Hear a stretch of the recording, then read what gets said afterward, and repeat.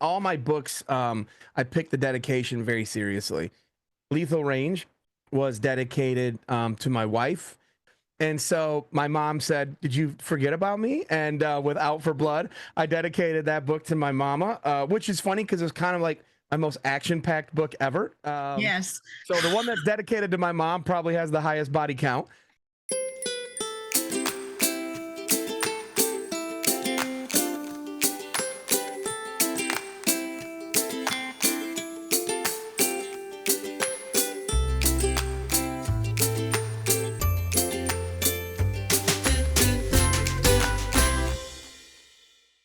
Hi, Terri Gillespie here, and welcome to A2A, Author to Author. And I am really excited for this interview, especially with Father's Day coming up, because we have a great idea for Father's Day. And that's because we're interviewing Ryan Steck. So be sure to like, comment, and share this episode because this will really help Ryan in his latest book in the Matthew Red Thrillers series, Gone Dark. And be sure to subscribe because it's going to have some great benefits later when we talk about the giveaway. Ooh, it's a great giveaway. When you hit the red button and the white bell comes up, be sure and click that too, and you won't miss any future episodes. So that's it. Let's meet Ryan Steck. So welcome, Ryan Steck. Terri, thank you so much for having me and for being a supporter, like really from my first book. I appreciate it so much. Yeah, it was really fun because when I started reading, I kept thinking, oh, I just need to have my husband read this. I just need to have my husband read it. Then it was like chapter 7. Well, maybe I'll just read it. So I did. I really did enjoy it. So, but I have to tell you, I love this book even more. I do too. So I'm glad we get to talk about Gone Dark because I think it's my favorite in the series for a number of reasons I'm sure that we'll touch on. Yes, absolutely. So Ryan, you are one busy dude. You're an author, editor, founder of The Real Book Spy, and father of 6 kids. What are the ages? Oh my goodness. 20s down on to 7. Oh my, bless your wife's heart. We're very spread out. So we have like young adult problems in the house. My oldest still lives at home, and we get to hear about, you know, young adult drama and problems and help her to be there, support her and help her through that. Right on down to, you know, 7-year-old problems. So we're all over the place. But if we go anywhere with our older kids, people are like, hey, are you ready to be empty nesters? And I'm always like, oh no, we got 3 more at home and our youngest is 7. So we got like a long ways to go for sure. Yeah, my youngest 2 sisters, I was in 4th grade with one, and then the other I was in 8th grade. So yeah, and I looked older than my age, so a lot of times people thought it's my kid. So that was weird. We get that too. When my wife goes somewhere with our oldest daughter Bryn, and then our son Mitch, a lot of people don't know how to address them. And they'll say to Bryn, like, you're, good job, mom. And she's like, oh no, I'm just sister, So we get that a lot just because ages are so spread out. Yeah. Well, it's fun. It's fun. So what is the best way for my readers and my viewers to keep in touch with you? I'm everywhere. So you can go to therealbookspy.com. That's probably the easiest way. And you can find all my links there. But every social, because I am still The Real Book Spy, and now I'm also an author, Twitter or X or whatever Elon calls it now, Instagram, Facebook, I'm at The Real Book Spy and at Ryan Steck Author. So both. And I'm on Substack. Like, again, we're everywhere now. Wow, I'm impressed. Yeah, I'm old, so I can only handle a couple of the social media. So now, the links that we just discussed are down below in the description section, and especially where to pre-order Gone Dark, because that will be coming out June 17th. Yeah, yeah. In fact, I just got we're shooting this a little early. I got my author copies just the other day. So look how good that hardcover looks. Ooh, that looks great. Yeah, Yeah. I have the ARC. So that That's looks all I had. That's all I had too. I got these the other day. I didn't even know they were coming. So it was a big surprise. Opened the door and had like 5 boxes, and I thought, oh boy, what'd my wife order on Amazon that she didn't tell me about, and ended up just being my book. So I got my author copies, and I have to say, like, big shout out to my publisher, to Tyndale, and their art department, especially Dean. Like, he does such a great job on all my covers. I really love them. Yeah, you really get that essence of what this story is going to be about. So I love And it. they have to put up with me because I'm terrible at it. So every time we have like a cover discussion, it's like, Ryan, what are you thinking? And I'm not helpful at all. I always like, I don't know what it should look like. I know what I don't like, and they're always like, that's not helpful. And then I give the worst feedback. So they'll show me something, and I'm like, what if we did this, this, this? And I said, it was probably like 2 covers ago, I asked for like a lot of different changes, and everyone made it worse. And so at the end of like 7, they accommodated. They were so patient with me. And at the end, I was like, "Oh, that looks awful. Let's just go back to the original and use that." And then we did, and everyone was happy. So with this one, I really just kind of stayed out of it for the most part. And they turned this one in, and I looked at it, and I thought, man, it's so perfect. So Yeah, they done good. They done good. I know with my first book, it was a women's devotional, and it was called Making Eye Contact with God. And for some reason I thought, let's have a bunch of eyes on the cover. And they said, this is not suspense or thriller. This is a women's devotional. So yeah. So I think there's a reason we write books and don't design the covers. yeah.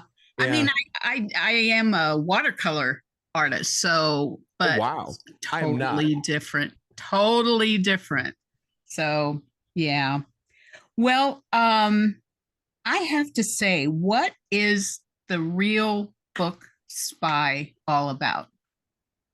Oh, that's a great question. So, about 11 years ago, I was sort of transitioning from sports writing into the publishing world. And I was writing reviews for other outlets. And honestly, Terry, I just wasn't a fan of having a boss that told me what books to cover. So I got upset. And I tell this a lot. I love thrillers, but on the literary scene, they don't get a lot of respect. They just don't. Yeah. And it's sort of like how every year I don't watch the Oscars, but my wife does. And every year I feel like she'll say, oh, this, whatever movie won Best Picture. I've never heard of it. I've never even seen it. I've never heard of it. But I know the billion-dollar franchises. Like, I know Mission Impossible and Fast and Furious, stuff that I like, that I think is fun, popcorn flicks, but they get no respect at award shows. In a lot of ways, thrillers are very similar on the literary scene. So I just sort of looked around at the time and was like, there's really no one-stop shop for all things thriller.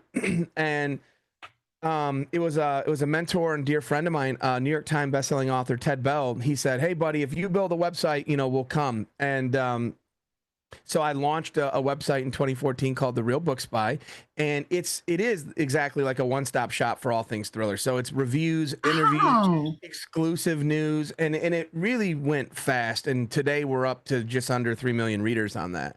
So it took off quick. Wow, Ryan. Yeah. Wow.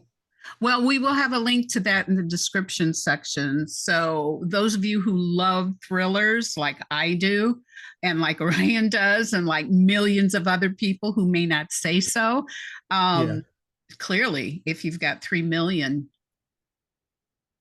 Yeah. Well, yeah. I mean, and we do like reading guides, seasonal and monthly. And if you don't know what to read, but you just want to see what's coming out, like, you can go to therealbookspy.com, and that's really my mission, is to help good readers find great books. That's excellent. I love it. Well, Ryan, your book Gone Dark is a hold on to your literary hat roller coaster ride. And for anyone who loves those stay up all night books, Gone Dark, your latest book, book 5. Is this book 5? 4. This is 4. Four. Okay, sorry. Well, maybe it's prophetic. Book 5 is coming out soon. That's So true. this is book 4 of the Matthew Red thrillers. And you definitely put Matthew Red through his paces, and Emily, his wife, as well. And I think that may be why I love this book even more, because we got to know Emily even more in this particular book. So, and by the way, this book will make a great Father's Day gift. So pre-order, and we'll have that link down below in the description section. And there's also a fantastic giveaway that we're going to talk about in just a minute. Now, I read the first paragraph of Gone Dark on my top picks episode. And normally we have authors choose a section of their book and read it. But Ryan suggested doing something else that I thought was a great idea. Can you share that? Yeah. And thank you, by the way. So, my favorite part of this book, if I'm being really honest, is actually the dedication. And so this one, all my books, I picked the dedication very seriously. And Fields of Fire was dedicated to my dad, because he always believed that book would be written even when I didn't, and he never lost faith in that. And Lethal Range was dedicated to my wife. And then at the time, we didn't know if it was a boy or a girl, but our best friends, Mikey and Emily Durhammer, were pregnant. So it was dedicated to baby Durhammer, and we'd since had found out it was a girl, Lainey. Lainey Joe is now here. And so my mom said, "Did you forget about me?" And with Out for Blood, I dedicated that book to my mama, which is funny because it was kind of like my most action-packed book ever. Yes. So the one that's dedicated to my mom probably has the highest body count. But this, I will be honest with you, Terry, this is the one as a dad, that I had been waiting to do, and for the right book. So the dedication on this one says, "For Bryn Steck, daughter, sister, and one of the most loving, most caring, and funniest people I've ever known. I love you endlessly, and being your dad has been one of the greatest honors of my life." Bryn is our oldest of 6. I adopted her when she was just 10. And you could not have a better oldest child, for sure. She's like having a third parent in the home. What she does with her kids. Also, she's the only person in the house that reads my books. It's kind of a big joke at this point where like my wife really doesn't read them anymore. Yeah, husband doesn't either read mine. Yeah. Oh yeah, she doesn't have a clue what's happening, but my daughter does. And so Bryn is really into my books, and talks about being an author with me, and is super engaged and all that. And but I so appreciate her. As a parent, when you're a writer and a full-time book spy and all these things, like I live in these 4 walls a lot, and a lot of responsibility just spills over to my wife, and then she's got Bryn to lean on. And when I look at my series, like I want action, I want fireworks. I do try to slip a little bit of the Bible in there because just as a Christian, it's what I believe, and I don't want to Bible thump anybody or hit them over the head too hard. But I do try to put that message in there because it's real to Matthew Red, and sort of this journey that he's on. But I think if you had to describe in one word the whole series, it would be family. Yes. And I'm a believer in that you don't choose your relatives, but you choose your family. And so I'm not a big blood relation guy. I think that makes you relatives. Anyone who's read any of my books but the first one would know Mikey Durhammer is a really big character, and he's my best friend in the world. He's like a brother to me. He really exists. In fact, he lives just across the street that way. Our houses look at each other. And so family is big to me, and it's big to Red. And the difference being we live a very quiet, boring life. It's not that exciting. So it's like, it's an alternate reality universe where Red's world, if I was 6'3.5" and all muscle, it would look a lot more like that. So it's very similar. We just have a lot less gunfights going on over here than Red's world. But even Red's dog, Rubble, is really my real life Rottweiler who's 144 pounds and don't mess with my family. So I Love didn't it. fictionalize him. Like, he's real too. And you mentioned book 5 in the series. Gone Dark is book 4, but I am just putting the finishing touches on book 5, which is called Target Down. And Ooh. and I will just say I added a character named Bryn, very much based her off of my daughter. So there's something for people to watch for in the next one. Yeah. Well, now that you've told me all of this, now your characters in Gone Dark are making sense. And Yeah. it's so, I love it even more. Gone Dark even more. Well, So this is the most personal thing I've ever written. Usually I want my books to just be big, action packed, popcorn fun. And I want Gone Dark. I want it to be that. yeah, But there's a it lot is. more. Yeah, but there's a lot more underneath with this one. Themes that I wanted to explore, families expanding, adoption, faith, just loyalty, just a lot of things that I wanted to sort of touch on. Also, opioids and addiction and just Yeah. things that I've personally battled and overcome. And like this, there's just a lot of raw emotion in this book that I think comes to a head in the final act for Red. Yeah. So I won't spoil it, but yeah, this book it means a lot to me personally, and for all those reasons, it's my favorite in the series. Well, I really appreciate. I'm so glad you suggested doing the dedication because it just gives so much more insight into your story and your story. And I readers, you've got to get this book. It is so good. Now it's they are pretty much standalone books, but in order for if you love characters, if you love character development, then you want to get start with the first book because Red's journey is so real. It is just so real, and I'm looking forward to his relationship with his father.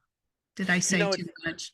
No, it's okay. No, it's interesting because I have to reflect back often on earlier books, especially when working on a book. Like, how much do I put in for readers that haven't maybe read them?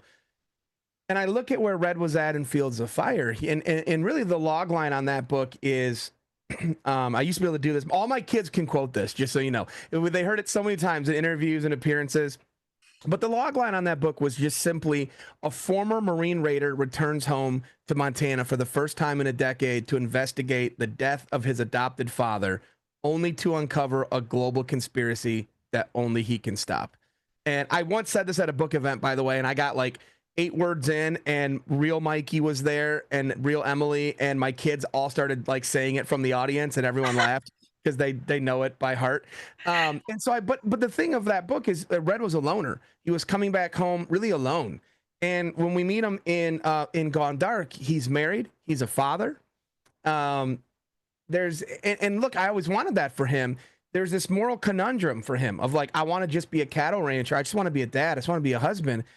But there's not many people cut out to kind of save the day quite like he is. And he knows that. And more importantly, his wife knows that. And she's always the one telling him like, hey, go. We know what it's like to need someone to show up. And there's someone out there right now, praying for help, and they don't even know you, Maddie, and, go save them. And so it's sort of like his cross to bear of, it's not what he wants, but it's what he's kind of called to do. And of course, I can't just let him have a quiet life on his ranch. If I ever wanted to end the series, maybe, but no one's going to read a book of just him doing, chores on the ranch the whole time. So there's got to be some action and some conflict. Yeah, right. There's got to be some conflict. So he finds a whole lot of it in this one. Yeah. Well, and with everything that's going on these days, we know there's a lot going on, and boy, we need heroes. We just need heroes, and having a book where you have developed a hero with heart because it takes a certain type of person. I know my nephew at one time, he wanted to be a sniper for the army, and it Yeah. was like, you don't have the heart for that. You're not going to be able to do that. He does a lot of other really incredible things, but to take that type of gift Mm. and still have heart is incredible. Sorry about that. No, and what I always wanted to show was like the realism for Red. He has to, do these things, and there's ramifications. Even if it's just I'm not there to tuck my kids in tonight. Mm-hmm. That's probably the lesser end of it. The more traumatic side is you're doing all these things that are really really real. And it's funny because it is like a parallel universe. I joke, radio is great for me because they can't see me. So on radio, when they say like, Ryan, are you Matthew Red? They can't see me. So I'm just like, yeah, oh yeah, definitely. Yeah. Yeah, for sure. And then I'll always fess up and say, no, not really. Probably my wife wishes I looked more like him than I do. Aww. But that's just a joke. But like, he's a big guy and he can handle a lot. But like we recently went through there was like a really awful car wreck that my family witnessed, and how much just psychologically that had done to me for like the next week or so. It was like a lot, and it gave me new perspective on my own characters, the things that they're doing, the things that they're seeing, the things that they have to respond to. Is like, wow, okay. So I really do try to touch on and bring a lot of realism to the page. Yeah. Yeah, it shows. It shows. And like I said, I think, do you think that maybe by including Emily more in the action, that you're starting to touch on that? It's easier to kind of connect with that. Yeah. For Matt. Yeah. Yeah, I think look, their marriage is very much like what mine is. And I just know how my wife is. We're all in this everything together. That's how Yeah. we deal with stuff. There's not a whole lot of, hey, babe, I'll be back later. I have to go do this. There might be a time for that or something, but generally, especially if there's like a problem, it's, hey, we're going to solve it together. Yeah. And that's what I wanted to show for Red. I do understand a lot of other authors go the other way. They prefer to have, their heroes, their operators be single, or a lot of times you see conflict like within a relationship. A marriage, a wife that's unhappy that someone's always out saving the day, always in gunfights and this and that. It just wasn't what I wanted. I wanted it to bring a different sort of element to that. My take on these two characters. And so Emily is kind of that ride or die wife of like, hey, we're going to do this together and we're going to come out of this together. And certainly you see a lot of that in Out for Blood, and you see that carry over into this book. Well, she's her own person. So that makes she's very confident in who she is. And that helps her to support Matthew as well. Yeah. So, yeah. I mean, my husband and I, we've been married over 50 years. And the thing that I know is it is knowing who we are and encouraging each other to be who we know God has created us to be. So you're doing that. So that's pretty cool. And it's a good dynamic. There's times in past books where Red admits that she knows him better than he knows himself. That's real. I think if you're a married man watching right now, you're probably laughing, going, that's definitely me. I'm a full grown man, and I will go through the grocery store and like, I think I want to get this. And my wife will look me dead in the eyes and go, you don't like that. And I'm like, yeah, I do. I think I do. And she's like, you do not like that. It's sat in the pantry. I gotta be honest with you. She's right. She's right. I've done fighting it. Like there's times like, no, I know what I like. And then I don't like it at all. And she's like, I told you. So my wife knows me better than I know myself in a lot of ways. And I think you see that with Red and Emily too. Yeah, definitely. Definitely. So how about, can you give us a little bit of information about the new book coming up, the 5th book? Yeah, I can. So it follows Gone Dark. It's called Target Down. And there was a character that I introduced at the end of Lethal Range named Aaron Decker, who plays a really big role in Out for Blood. So, trying to think of how I tease it. So at the end of Out for Blood, Red tells him, hey, if you ever need anything, give me a call. I owe you one. And that's not a favor Decker ever thinks he'll have to cash in until something happens and he's got nowhere else to turn and no one else to call. And so he cashes in this favor for this big 6'3", 265-pound, muscle, former Jarhead, former Marine Raider who comes in to help him solve his problems. So Target Down is honestly, it's sort of a rift off of the first book I ever wrote, which starred Aaron Decker. And I different title, I never published it. And my agent liked it, but he wanted something different. So I came up with a new hero and I went down the road of Fields of Fire. But after a book or two, I just dropped this other guy that I had already written about that no one knew. I just dropped him into Red's universe. So now it's like getting to come back and retell the first manuscript I ever wrote, Oh, but from Red's POV. And it's been a lot of fun. Yeah, cool. I love it. Yeah. I love it. I'm super excited. Like I said, I'm just putting the finishing touches on it, but I'm so excited about this book. Oh, well, we're looking forward to it. Do we have a release date? It'll be summer of 26. Yeah. Okay. Excellent. Okay, so for these video interviews, I have the blog interview that where Ryan answered some really great questions, especially on writing. So any of you that are writers looking to be published, she's got some great information, great insight. So with the video, I like to ask little different questions. And one of the questions I asked was, is there something about you, Ryan, that most people don't know? Yeah, I mean, probably a lot of things. My wife would have a lot of good answers for this. She definitely, so would my kids for sure. But I think what I told you in that interview was I'm kind of like a secret pen enthusiast. I love fountain pens. I collect them. My wife doesn't love that part because they get expensive, like they really do. If you want a good one, this is probably my rarest, best one, and it's a Mont Blanc. Oh, cool. Yeah, this is a 1999 Mont Blanc writer's edition, and the significance behind it is it's the same pen that Ted Bell used. And so Ted was a mentor to me and a really good friend. And I worked with him as an editor for like 10 years. I never would have dreamed when he passed away 2 Januaries ago. I never would have dreamed, but his publisher and estate asked me to take over his series. And so when I took over his Alex Hawke series, I was like, you know what? I got to find Ted's pen. And I knew I couldn't get his exact, like the one he owned, but I had a pen guy and I just reached out and said, I don't even know what it is. Can you identify it? Can you see if there's any available that I could get anywhere? And he got back quickly and was like, oh yeah, that's a really hot fountain pen. That's a big collector's piece. It's not gonna be cheap. And I was like, at the time, I don't care what it costs.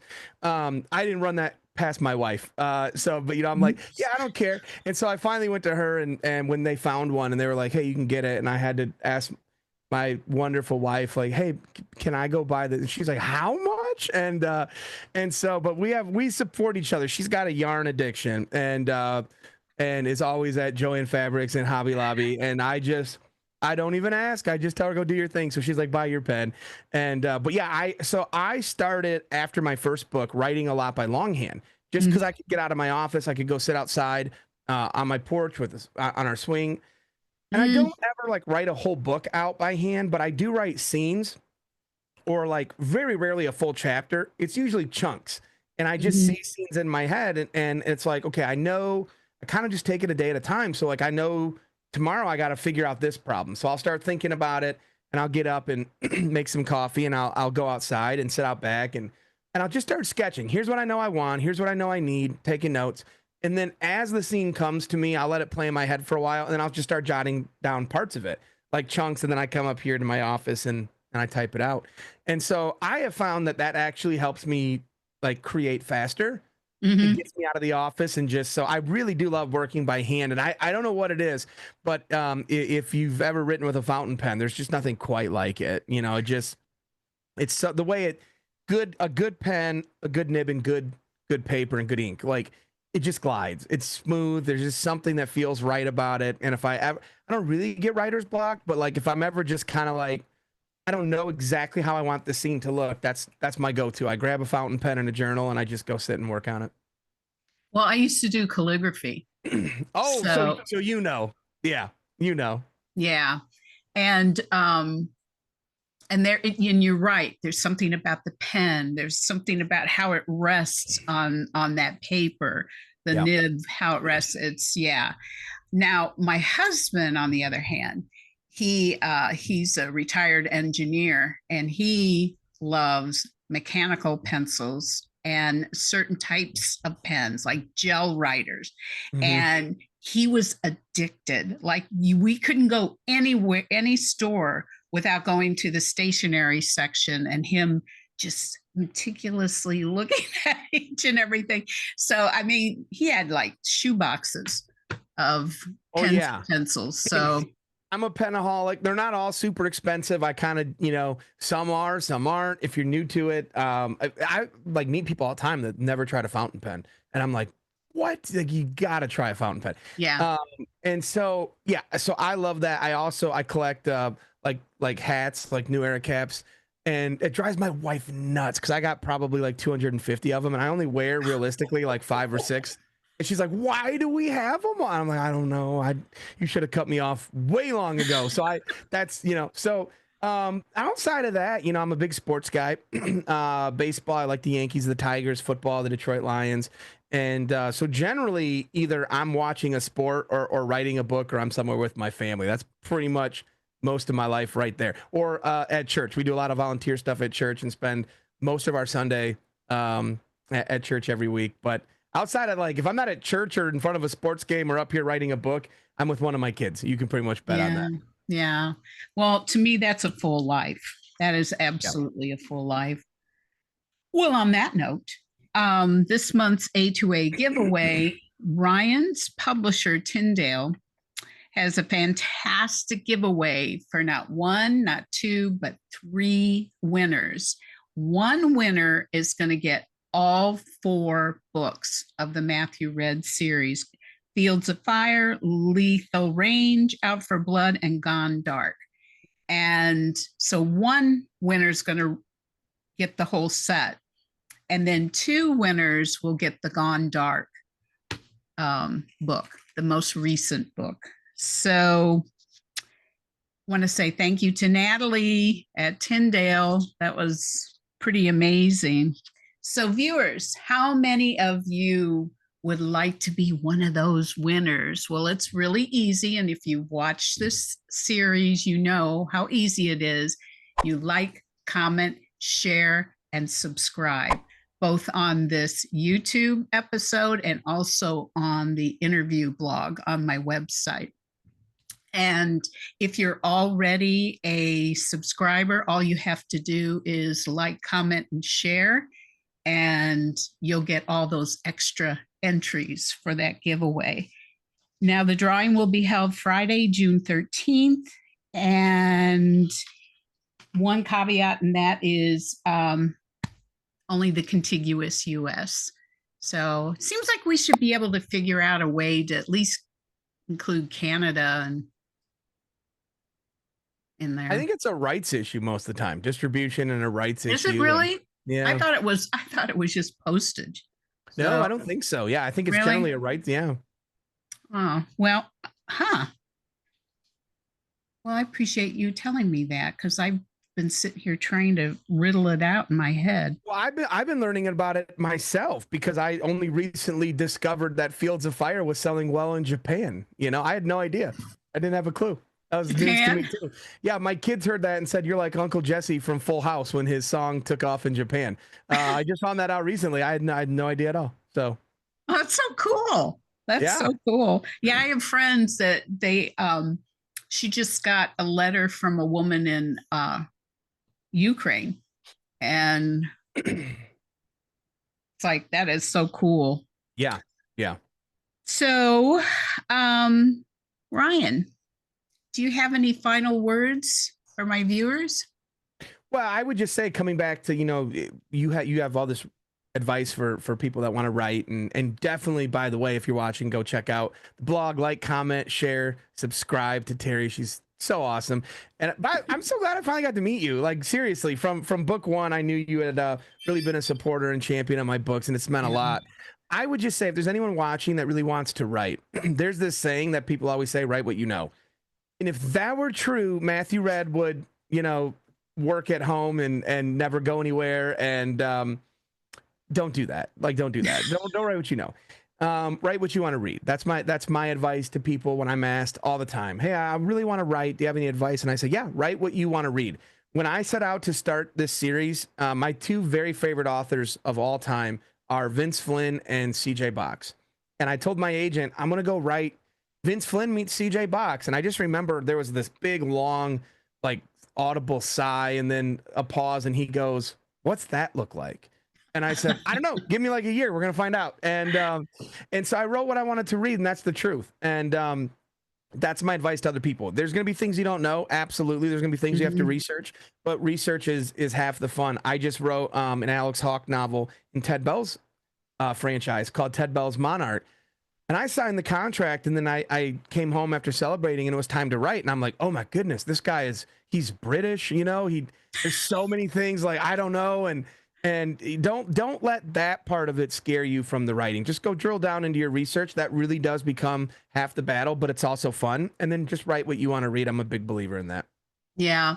Yeah. One of the things I said in the top picks when I was talking about your book is that I feel smarter after I read your books, because I learned about, well, first of all, opioid, the crisis that's going on, but also fire jumping and trains. So yeah. So, and I love that you do it with such enthusiasm. So thank you. Yeah. Thank you so much. You're so welcome. Well, thanks for watching the 53rd interview episode. One last reminder to be sure and check out the description section for all those great links. And I have Ryan's social media as well as mine, and we do appreciate your likes and shares and follows. Next month, the A2A featured author is the inspiring, best-selling, and award-winning author, Rosanna M. White. Ryan, you've been such a great guest. I knew it was going to be good, but this has just been great. Thank you so much. Oh, thank you. Thank you for having me. And seriously, thank you for supporting from the beginning. It has meant a whole lot to me. My mother's maiden name is Gillespie, so you're like by far her favorite reviews of my books. Every time you put something out, she's like, "Oh, Terri," and so my mom's always sending them to me, and like I just love her, and I'm like, so she's actually coming over today, and I got to tell her like I finally get to meet Terri and do this interview. So it's been a long time coming. So thank you very much. Well, tell her I said, hey. I sure will. Well, I am looking forward to the next book, and viewers, thanks again for watching. We'll see you next month. And in the meantime, God bless. And Ryan, what do we say? Keep reading. Keep reading.